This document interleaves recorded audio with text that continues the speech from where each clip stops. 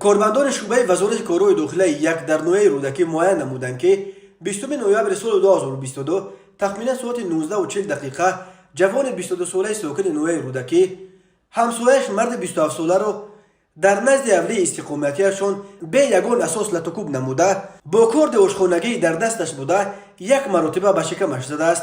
در نتیجه جبر دیده جراحت جسمانی برداشته در بیمارخانه بستری گردیده است. از روی این حادثه تفتیشات ادامه دارد.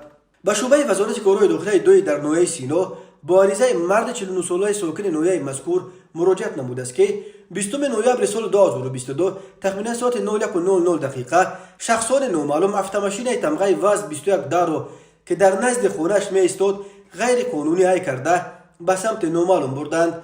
در نتیجه گذراندن چاره‌بینی و اپراتیوی جستجویی از جانب کارمندان میلیسیا جوان 22 ساله ساکن نوحه شهرنو با گمان غیر قانونی حی کرده بردن واسطه نقلیات دستگیر کرده شد. از روی این حادثه تفتیشات ادامه دارد.